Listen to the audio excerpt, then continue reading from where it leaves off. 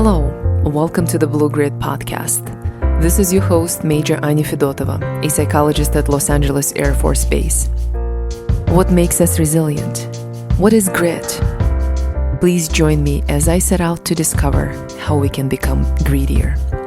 This podcast features current and former military leaders, mental health experts, elite athletes, veterans, special operators, superior performers, POWs, and others affiliated with the military who have overcome significant adversity.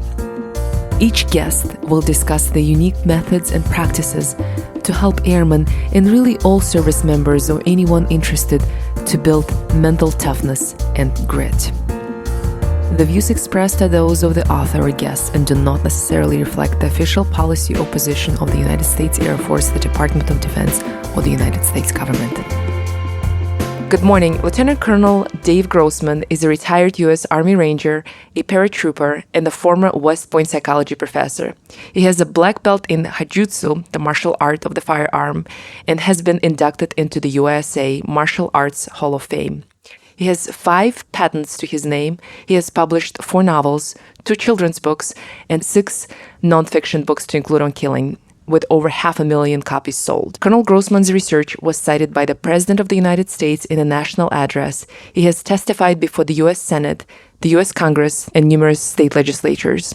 He has served as an expert witness and consultant in state and federal courts, and has been an invited speaker at multiple national and international forums. Since his retirement from the U.S. Army in 1998, he has been on the road almost 300 days a year for 19 years. As one of our nation's leading trainers for military, law enforcement, mental health providers, and school safety organizations. Welcome to the Blue Grid podcast. It was a pleasure to interview you. I'm with you. I'm such a fan of what you're doing here. Thank you so much. Well, I'm a fan of your books. I finished a couple of your books, but I'm not very familiar with your children's books, and I'm very curious about that. It's an interesting choice. Can we start from there? Yeah, sure. The children's book, the first one is called Sheepdogs, Meet America's Heroes. And it takes the sheep, the wolf, the sheepdog model, and it plays it out so kids can get it. It chokes adults up. It's really kind of deep. It talks about when the sheepdog was young, he thought there was something wrong with him and that he might be a wolf, but he's not a wolf. He yearns for the opportunity to use his skills in a righteous battle. And it's like the ugly duckling when you realize that you're not ugly, you're something special. You're a sheepdog. And then we talk about how the sheepdog brings the light to the dark places of the sphere to go. And sheepdogs have to travel to distant lands to hunt down the wolves. And the wolf lives to destroy, the sheepdog lives to protect. And there's the kid's book in a nutshell. And it really rocks people's world. It's got the original sheepdog essay in the back, the sheep, the wolf, and the sheepdog extract from On Combat, which has been viral across the decades. And so we've taken really one of the most powerful parts of the book On Combat and turned it into a children's book. But it chokes people up. So we're excited about those books. We're touching a lot of lives, and we're pulling our civilization forward to the next step in this great adventure. These are dark and desperate times, and we need our sheepdogs. Why did you choose this topic on killing, or the subject of killing? I was a young captain, the 7th Light Infantry Division in Fort Ord, California. I wanted to go to graduate school on the Army's time, and I applied to teach at West Point. And I was accepted to teach psychology. And it was really one of the greatest blessings ever out of my life. But I said, psychology? I don't want no stinking psychology. And I'm an Army Ranger. I'm a military historian. But I thought I'll study the psychology of killing, homicide, but lawful killing. As a young private, a young paratrooper in the 1970s in the 82nd Airborne Division, before I went to OCS, became an officer, we had Vietnam veterans all around us. And we tried to get them to tell us what combat would be like. And they wouldn't say. It was like this taboo topic. So I thought at the core of the taboo about combat was killing. And so I studied killing. It became my book on killing, sold 500,000 copies, translated to 8 languages. Marine Corps Commandant's required reading. But after I retired from the Army, pre-9/11, the only ones who were truly in combat and life and death situations on a daily basis is law enforcement. I began training law enforcement nationwide, all 50 states, every federal agency, and I quickly found out, for those who fully prepared themselves, killing is just not that big a deal. It's academic, it's important to address it, but what's really important is what came out in my second book on combat. And the auditory exclusion, slow motion time, what happens in the event, what happens after the event, how it can become PTSD. That really was most important. My son, U.S. Air Force combat controller, went for his combat tour, invasion of Afghanistan. An early draft of that book is a book I gave to him. The book I literally wrote for my kid going into combat was on combat. Like I said, it's academic, it's important, it's useful. What's really important is what's in on combat, to forewarn and forearm the individual about what's going to happen in the event and after the event, and to be prepared for that and deal with it in a healthy manner. So I've been pretty pleased with how that whole dynamic is processed. It's been good to be of service. I'm 62 years old. I'm on the road truly 200-300 days a year. I've had one sick day in 21 years on the road doing that. I believe I'm doing what I'm supposed to be doing. I tell people, waiting at home for me is my bride of 43 years, my high school sweetheart. I just turned 17. She was 15 when I proposed to her. I tell people we are from Arkansas. And 2 years later, she married a crazy Army paratrooper, and she's been on this road with me. She doesn't come on the road with me. It's too hard. Once a month, I sleep in airports. I carry an air mattress sleeping bag with me. I run to make connections. I'll be in 4, 5, 6 cities a week. But the only person on earth more precious than my bride of 43 years is my grandchildren. And we do what we do every day for them, for our children, for our grandchildren, for our posterity, for our future. I really believe we've got to walk out that door and give 100%. And it's a joint endeavor. She and I both are totally invested in being able to use the gifts we've been given to touch most lives, that make the greatest impact. And that's really our great message to everybody. Whatever you're called to do, whatever you're blessed to do, we must do to the utmost of our ability. These are dark and desperate times, and our nation cries out to our sheepdogs, our protectors. We try to lead by example. Yeah, I have two questions related to your travel. One is, you travel a lot. It's impressive, and it has to be exhausting. 300 days, 200 days. That's a grueling regimen. Have you ever wondered why are you so invested in doing this? This has become your obsession almost. Yeah. A lot of us love what we do, and that's the most important thing of all, to have a passion about what you do. But again, our son is 9 combat tours, Air Force combat controller. Well, he's over there in the fight, 9 combat tours. How can we do any less than to give 100% over here? It would be easy to retire if we were selling widgets to housewives, or if we weren't consistently called to influence events at the highest levels. And so as our nation continues to fight for 17 years of war, nobody's been drafted into this war. 4 years into the war, there was nobody left who enlisted before the war and got stuck with the war. The last time we fought a war with 100% wartime volunteers was the American Revolution. We always had people enlist before the war, got stuck with the war. Long ago, as well as had the draft. Our law enforcement, in the meanwhile, is in the middle of a tragic and desperate times. Homicide rate for 2 years straight exploded like nothing we've ever seen. The single worst year-over-year increase in cops murdered in the history of our nation. Gang crime and gang membership has exploded. Latin America is a howling war zone coming our way like a freight train. All that dynamic ties together for a sense of how bad things are. And if we love our nation, if we love our children, if we love our God, we got to walk out that door and give 100%. And my wife and I both share this deep passion to do what we do. With violent times, our cops are dying all around us. Our military is deploying around the world. How can we not walk out that door and give 100%, to take whatever we've been called to do and to do it to the utmost of our ability? Yeah, so sounds like it's almost you derive your sense of meaning from your work. The first step in resiliency, as I teach it, the bulletproof mind, is motivation, to know that your sacrifice is a noble and worthy purpose. And who in our military, who in our law enforcement does not see evil acts around the world and understand that they are the ones who are the line between evil in the world and between those that we would protect, all that's good and decent and true in this world. The first step in resilience is motivation. Understand how desperately the world needs what you have to give. The sheep are trying to pull you down. We don't need you anymore. Go away. But you see bad stuff around the world in our military, law enforcement, first responders. You see bad stuff every day. You know how desperately the world truly needs what we have to give. I ask police officers, they pick me up at the airport and we'll drive to the training site in the hotel, and I get a chance to talk to them. I always try to ask my cops, well, why'd you decide to be a police officer? And one officer told me one time, he said, when I was a kid, my family was all in jail or they were on the supply side of the law enforcement equation. And a lot of bad things happened when I was a kid. He said, whenever a cop showed up, things got better. And I decided at a very young age that I wanted to do that. That's who we are. We're law enforcement, military. We're the ones that show up and things get better. We're the sheepdog, not the wolf. We don't hurt people, but we're there to protect them at the hour of greatest need. And if you're a wolf, if you're harming people around the planet, then you need to watch out. because the sheepdogs are there and going to hold you accountable for your behavior. Then the next question is about the schedule. Tell me, how do you manage your routine? And I know you are a big proponent of having routines, having solid sleep, having exercise, having good diet. How are you able to do that yourself when you're on the road, when you travel? The most important thing of all is sleep. If we can manage sleep, a lot of things are straight from that point on. And this is the most important thing I think we can cover in this particular podcast. Maybe we'll do a later one on PTSD and impact of combat, but I think that this is worthy of our time right now is sleep. Now, keeping my weight down is hard. I'm doing it. Follow a diet that I might fast for a full day. And on a lot of normal days on the road, I'll have a light breakfast in the hotel. I'll have a meal bar for lunch. I stay with that rigidly.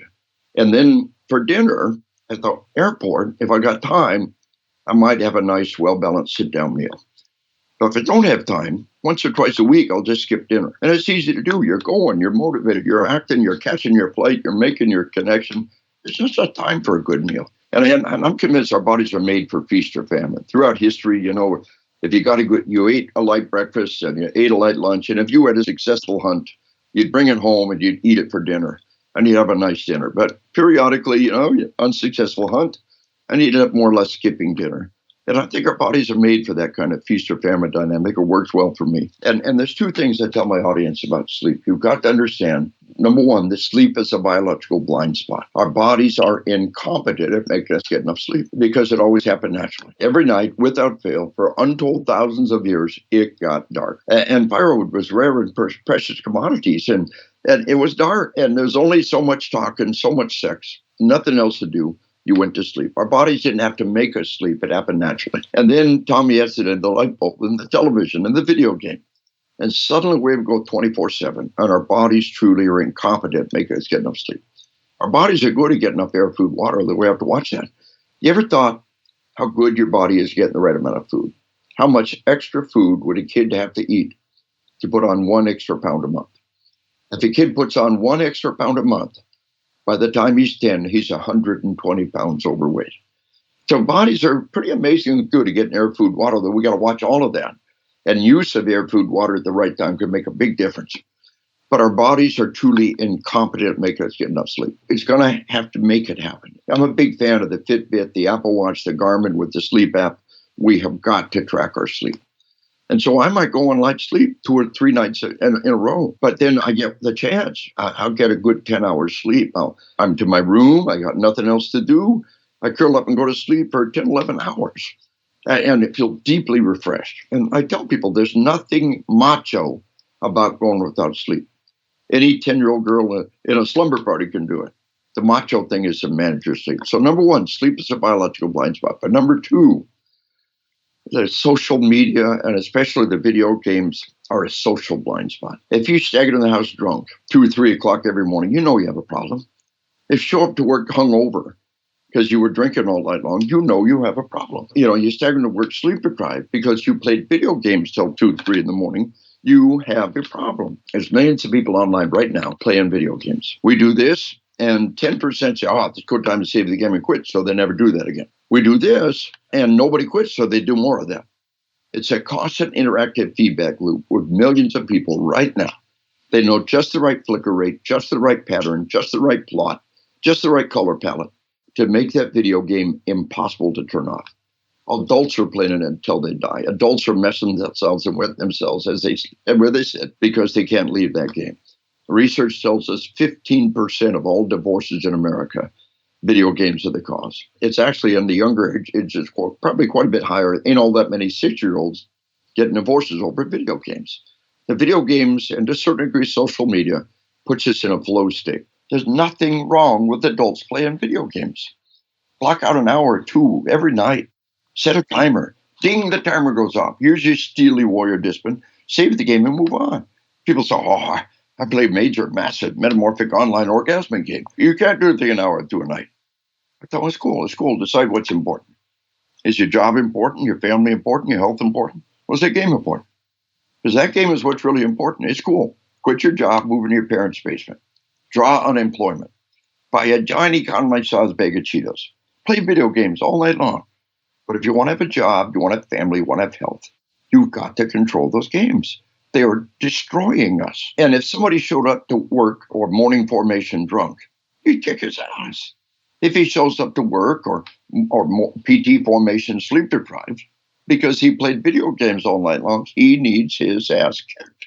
It's a social blind spot. Nobody ever told you that. You stagger and work drunk, you know you got a problem. You stagger and work sleep deprived, you have a problem. After 18 hours without sleep, your impaired judgment equal to 0.08 legally drunk. After 24 hours without sleep, your impaired judgment equal to 0.10 above legally drunk. After 2 nights without sleep, you are psychotic. Any graduate of Army Ranger School will tell you about hallucinations on the 3rd day without sleep. And we are in the middle of a civilization-wide epidemic of sleep deprivation. And remember, our bodies don't know how to make us get enough sleep. We got to make it happen. But we know that sleep deprivation is a key factor in our suicides. Around the planet, suicides have exploded. We always knew that alcohol and suicide was related. In communist Russia, suicides were just rampant. The communists locked down on alcohol and brought suicides down. The communists were overthrown. Russia is a little more free, and alcohol is open market. You know, it's free market, and suicides exploded. So now the Russian administration is locking down on alcohol. Suicides go back down again. But alcohol and suicide were always related. Alcohol creates impaired judgment. You make a bad decision. You never get a chance to rethink it. But the most pervasive form of impaired judgment is sleep deprivation. 18 hours of sleep deprivation, and really at the level of legally drunk for impaired judgment. Our teen suicides are at horrendous levels. And what they call tweeners, the 10, 11, 12-year age is the highest growing group of suicides around the planet. What we tell people is parenting 101 for the 21st century. When you send your kid to bed at night, take their cell phone away from them.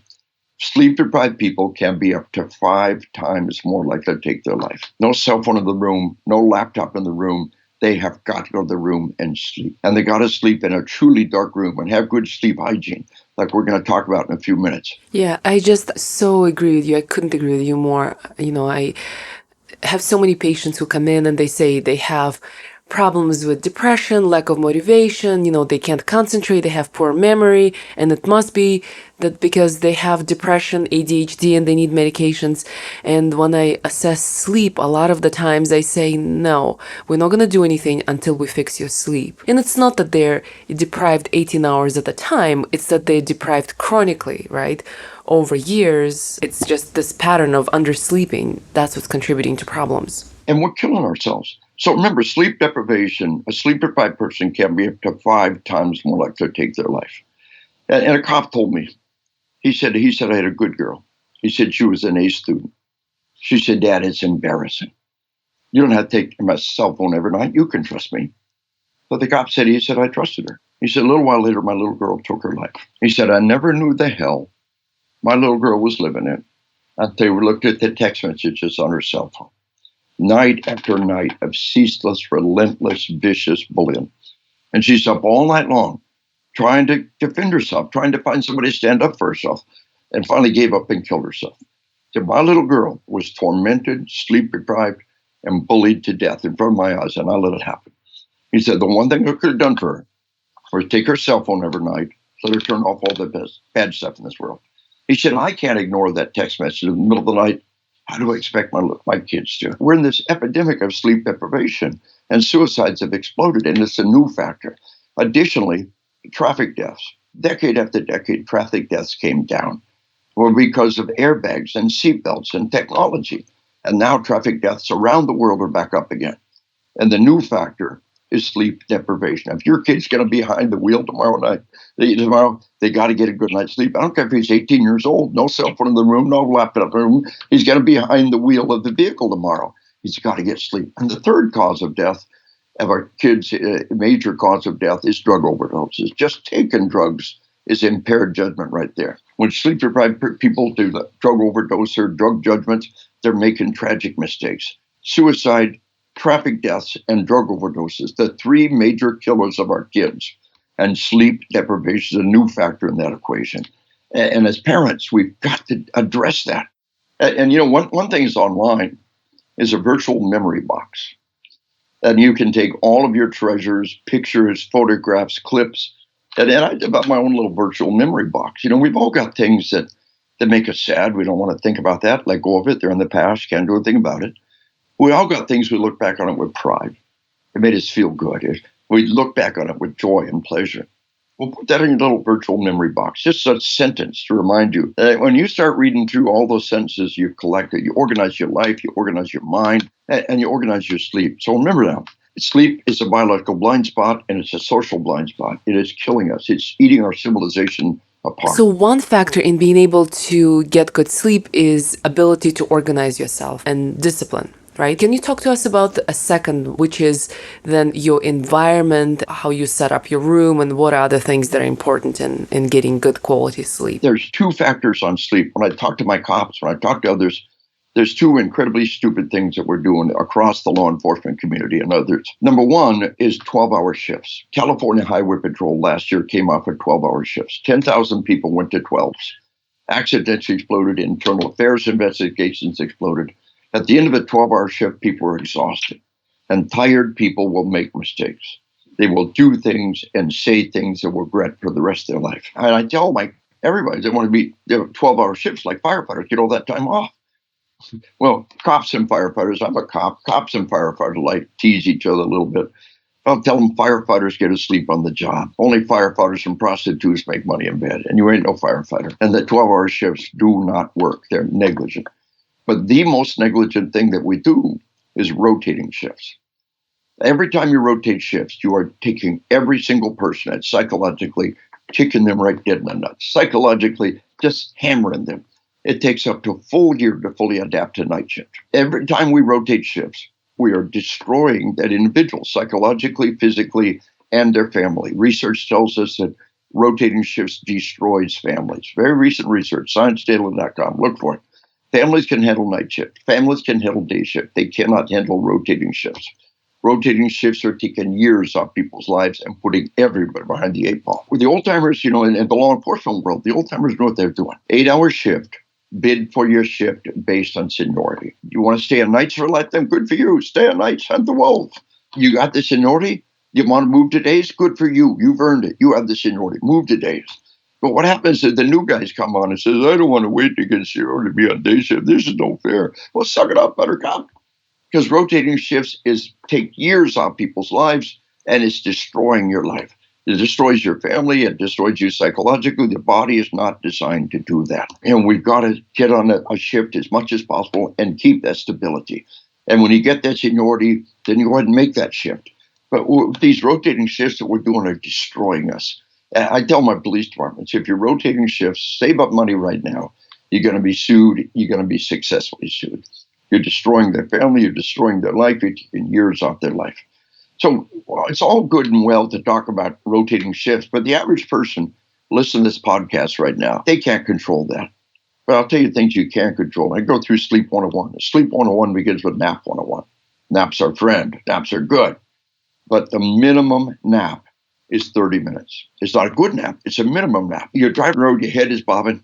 You take those little micro naps and pull over. If you put your head down for 10 minutes, the alarm goes off. It's kind of a startle response. But as far as sleep deprivation goes, that 10-minute nap was a total waste of time. You put your head down for 30 minutes. You wake up, you're bleary and you're groggy. You don't want to get up. Why? Because you're asleep. It takes 30 minutes, fall solid, sound, deep cycle. Dang it, I don't want to get up again, sleep. So naps are our friend. But that means the snooze alarm is not our friend. The snooze alarm is always set for 10, 15 minutes because that's just enough time to get the startle response. We've all been there. The snooze alarm is an evil little button that makes you relive the worst part of every day over and over again. And I tell people, do some research on this. The snooze alarm is doing great harm. It's like your body is trying to adapt to 10-minute naps. It's like you're trying to teach your body to take 10-minute naps. And the body can't do it. You're doing physical, psychological harm to your body with that snooze alarm. And what about willpower? What about grit? Have you got determination? Can you suck up a slug and drive on? Are you in charge of your body? Is your body in charge of you? What's the first act of every day to give in to your body and hit that snooze alarm? It's the very first act of every day to hit that snooze alarm. And you get a 10-minute snooze, a third snooze, You just threw away 30 minutes of your day. You, anybody in the room with you, threw away 30 minutes of their life. I tell people, I will tell you a trick to put 30 minutes of quality sleep back in every day. That adds up to 3.5 hours sleep back in every week. That adds up to 2 pure, beautiful nights sleep back in every month. That adds up to 24 nights sleep back in every year. Very simple. Set the alarm a half hour later and get the hell out of bed. Show some discipline. And if you have to, set the alarm for 7 o'clock, 7:01, 7:02, 7:03, 7:04, 7:05. And the you that goes to bed is making the you that wakes up. Have that discipline to get out of bed. You know it won't do any good to hit this snooze alarm. You got another minute, and make yourself get up. Willpower, grit, determination. Muhammad Ali, one of the great champions in history. He said championship began every morning the alarm went off. He said he hated running so much, he put his running shoes on top of the alarm. When the alarm went off, he went to hit the alarm and grabbed his running shoes. Now that's grit. That's championship. So the you that goes to bed has got to make the you that gets up get the hell out of bed. The alarm goes off. And tell your body, look, if it's that stinking hard to get out of bed, what's your body trying to tell you? You need more sleep. Tell your body, we got to get up. But I promise I'll get to bed early tonight. Promise your body. Make a solemn promise. We got to get up, but I promise I'll get to bed early tonight. Another little trick that I suggest to patients is to set, most people use phones as their alarms. So to set it somewhere far away where they have to get up to turn it off, right? It's also a good suggestion because they don't have temptation to play with their phone or the social media when they fall asleep, right? So just put it away somewhere where they have to walk to it to turn it off. Yeah. If you have to, put the alarm, we're going to get out of bed to turn it off. The next step is naps are our friend. The snooze alarm is not our friend. It's pure evil. And then the dark is our friend. We've got to sleep in a truly dark room. Major study, a sleep lab, you're in a truly dark room. The bathroom light is on and the door is shut. The light coming out of the crack of the bathroom door is enough light to stop your body from producing the melatonin that you need. And the docs tell us that just the glowing numbers on your clock can be too much light to stop your body from fully producing that melatonin. What we do is create a truly dark room. We put aluminum foil over the window to block out all light.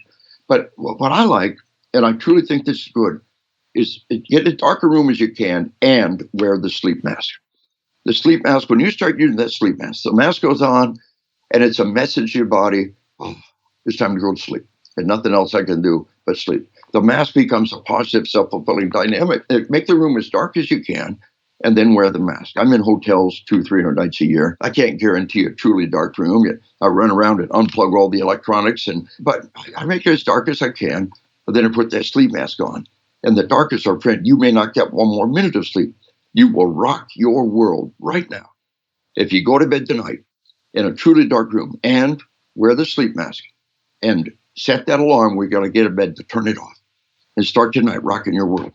Nicotine is not our friend. There's always somebody who says, I have a dip and I have a smoke and stay awake. Wrong.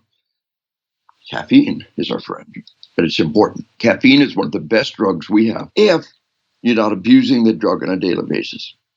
You need a quadruple shot latte to get you going in the morning, a 64-ounce big gulp Mountain Dew to carry you through the morning, another quadruple shot latte or two at lunch, and a six-pack, a Rock Bull Star Monster energy drink after lunch. You're abusing the drug. Right. And when you need it, it will not be there for you. What I tell people is first take the challenge. Cut off all caffeine for one day. If you get withdrawal symptoms, that's what's happening. Those are withdrawal symptoms. Headaches, shakes, digestive problems, irritability. You go cold turkey for one day. If you get any withdrawal symptoms, it's living proof you're abusing the drug. Build up a tolerance. You habituated yourself to that drug.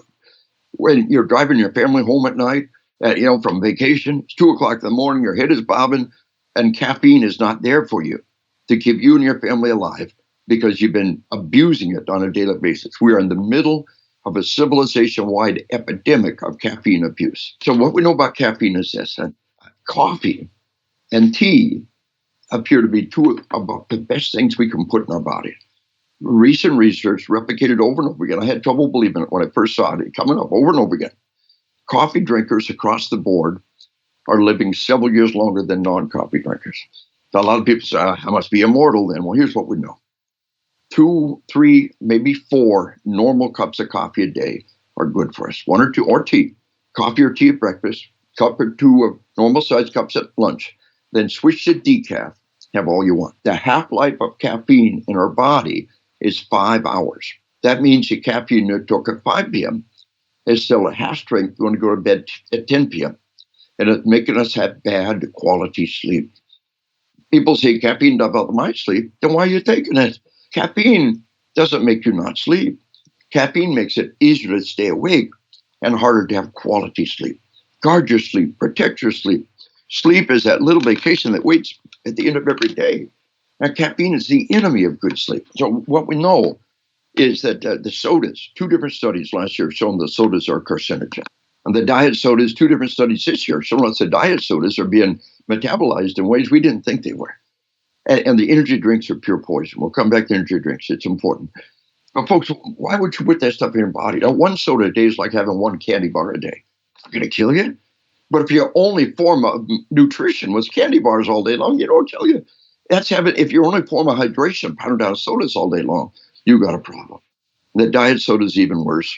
If that's your only form of hydration, if you pound down those all day long, they're chemical poison. And the energy drinks are condensed poison. We've been at war for 17 years. We're now in our 18th year of war. For the first 15 years, we passed energy drinks out like water. They get us, we get into the troops. Aren't we nice guys? But 2 years ago, Department of Defense did 2 major studies. And for all practical purpose, right now, energy drinks are banned for issue to any of our troops. So like cigarettes, you want to buy your own, not going to stop you. You're an adult, but we're never going to give them to you. Want to buy your own energy drinks? Go ahead. But we're never going to give it to you. In a tactical environment, the one taking the most energy drinks are the ones most likely to not off on the job. In an academic environment, the one taking the most energy drinks were the ones with the worst grades. There is nothing in that energy but a mega dose of caffeine and maybe some things that help us metabolize it faster. The energy drink will give you a 1-hour burst of physical ability, and then you will crash. All the other drinks after the first one is total waste. Oh, you feel good for about 10 minutes, but then you crash. You know, I love growing plants, and I have plants in the house. And when I lived in Texas, I had a garden. And I always thought I would never put a Coke or a Monster in my plants, right? Like a plant would die if I put... Why would you put it in your body? Right. A plant would die if I used Monster to water it for a month. It would die, right? I would never use it, right? So if I can't put it on my plant, I'm not going to put it on my body. Why would we put all that stuff on our body? Energy drinks, diet sodas, when coffee and tea, water. If you're really burning up electrolytes, if you're sweating a lot, docs say cut Gatorade 50% and replace electrolytes. Just plain water is what our body is made to do. And there's so many good things we put in our body. So caffeine is our friend, but what caffeine does is it makes us have bad quality sleep. We're not getting the deep cycle sleep that we need, and that deep cycle sleep is so important. We believe sleep deprivations, the research shows over and over again, sleep deprivation and bad quality sleep is a key factor in Alzheimer's. And it's during that deep cycle sleep that the body flushes all the garbage out of the brain. If you never get that deep cycle sleep, what happens to all that garbage? I tell all my audience, there's one last thing, and people always come up and give me case study after study. Go to the lab, go to the sleep lab and get wired up for one night. 1/3 of your life will be spent asleep. Let it be good quality sleep. Cop came up to me earlier this year. She said I had 7 years of headaches. And then I went to the sleep lab and I wore that CPAP machine. And I woke up without a headache for the first time in 7 years. It is the single most beautiful thing that has ever happened in my life. I talked about just yesterday, training a bunch of cops in Kansas. And 2 old cops come up and they said, it was so beautiful. It was the best thing that ever happened to me. I never realized how bad I was until I put that CPAP machine on. And so, folks, go to the lab, get wired up. The sleep deprivation has taken years off our life. It's making us have bad quality life. First, get quality sleep. Control alcohol or control caffeine. Alcohol does not help us sleep. Alcohol will put you out for a little bit, but it works against you later. Don't use alcohol to go to sleep. It's counterproductive. Mm-hmm. Use caffeine intelligently. Sleep in a truly dark room. Use naps. Naps should not get in the way of a good night's sleep. If you know you're going to be able to get a good night's sleep, use some discipline and don't nap during the day because that can get in the way of a good night's sleep. And the REM sleep happens at the end of a good night's sleep, and it's hard to replace that. Use caffeine intelligently. Sleep in a truly dark room. and pace yourself for the long game. Sleep deprivation is taking years off our life, and it's making us have bad quality life. We're not the cop we want to be. We're not the military we want to be. We're not the spouse we want to be. We're not the parents we want to be when we're sleep deprived. Sleep deprivation taking years off our life, making us have bad quality life. So when I'm out here on the road, I don't always get the chance to exercise. I lug myself around. I trot through an airport. But the one thing I can do is manage my sleep. Sleep in a truly dark room. Use caffeine intelligently. And, wear that sleep mask. And that's what sustained me across these years. I really believe that. I've got the self-discipline to make my body sleep. And I've also got the self-discipline to control food. You just don't eat so much. Eat just one bite. The idea that we have to finish everything on our plate is just destroying us. And when you're on the road and you're in a restaurant, you can't control your portions. You can't control your portions. So don't feel any obligation to eat it all. It costs the same whether you eat it all or not. And after you start leaving one bite, then you start realizing, hey, I hit a point where that food stops tasting really, really good. And why don't I stop there and start controlling those dynamics? Control what you put in your body and manage your sleep. And so many other things will fall into place after that and enable us to endure for that long haul. But then we come around to effect of a traumatic event, how your body responds, how your mind responds, to be forewarned and forearmed and know how to deal with it afterwards. And that would be a great one to talk about on some future podcast if you'd like. Yeah, I'd love that. Your habit is when you travel, you always leave at least something, a piece of food on plate. That's your rule. That's a good rule. Yeah, one little bite. And very quickly you begin to figure out that I don't need all of it. It was in a habit. Well, you make yourself stop. A friend of mine travels with me on some of our presentations. He makes fun. He said, Grossman, I eat with Grossman. He said, don't eat that. Oh, I'm hungry. Go. Leave one bite. We're just go. But once you get it in your head, it starts influencing the way you think and the way you eat. And I think the research is clear also that eating inside of a window, about inside of an 8-hour window, and you can't always manage that. Maybe it'll be a 10-hour window today. But we'll have breakfast about 6:30ish. Try to stay inside of a 12-hour window. Have dinner by 6:30 in the afternoon and stay in that window. The research is clear. The more you move outside of that 8, 10, 12-hour window, that your body metabolizes food differently. And so snacks in the middle of the night that really can be doing more harm than they should as far as the raw calories you're putting in. When you put it in can be every bit as important as how much you put in. I have one more question for you. I know we're running out of time. Is there one bad habit or one weakness that you have and you wish you could get rid of, but you just were not successful? Yeah, I probably should run more. Okay. I'm in good shape at 63 years old. And you'll see me trotting through an airport. I'm like Muhammad Ali. I've always hated running. I don't mind exercise. I can walk for a lifetime. I can trot to get somewhere fast.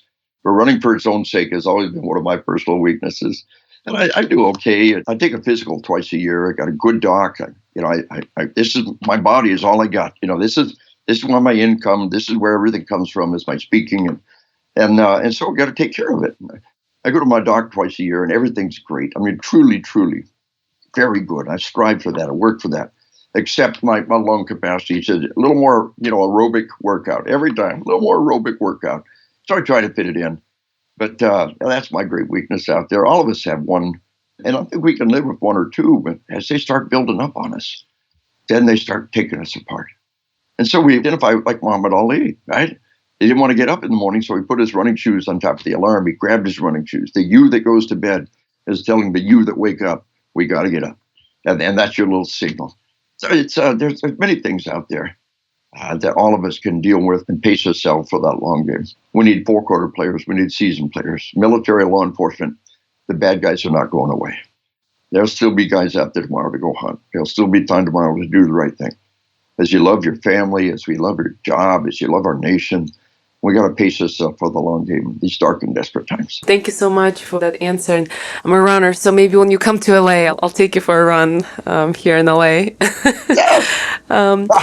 So maybe next time we talk about post-traumatic growth and moral injury. Those are some of the subjects I know both you and I are interested in. Is there anything else? Any words of conclusion? Just the legacy out there is the books. It's fun to present to people. It's fun to talk to people. I love these podcasts. I honor you for doing the podcast. I honor everybody who's hearing this podcast right now. You know what? I'd be on national TV for a little 3-minute blip. The ability to put anything of any quality out, any depth of information doesn't exist in the media. Even the newspaper articles or the magazine articles are so tragically shallow. It's with these that you can dig deeper in there. And I encourage everybody to do that. And I really feel like the books are a way to have a far deeper understanding. My website is Kilology.com. It's linked to our online store. Get it on Amazon.com. We also have an online class. One of their best online providers, V Academy, they set up GrossmanAcademy.com, www.GrossmanAcademy.com.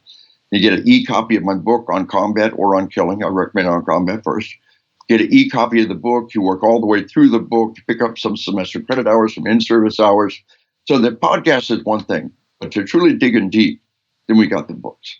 And all three of my major books on killing, on combat, and the latest one's Assassination Generation. All three, I did the reading for them. It's my voice, and it's been really well received. And it's a way to dig in deeper is to follow up on the books, on combat, on killing it, and the most recent one, Assassination Generation, and understand how bad the situation is at the domestic level and how much we need our sheepdogs. Well, thank you so much for your time. And the books are great. I recommend as well. All right. Thank you, sir. This is your host, Major Anya Fedotova. Thank you for listening to the Blue Grid podcast. Hopefully you enjoyed this interview. My goal is to air the narratives of courage, vulnerability, and grit to normalize the airman's own challenges and help them internalize the message of hope and recovery. This discussion is not a formal medical advice, and any techniques, treatment, diagnosis, or alternative actions discussed are not a recommended treatment or course of action for all listeners, and are not a replacement for professional medical assistance. You are encouraged to seek medical or psychological help for your unique issue. If you have feedback, please find me in the global. My email is annavfedotova.mail@mail.mil. It's ANNA.V.FEDOTOVA.mil@mail.mil.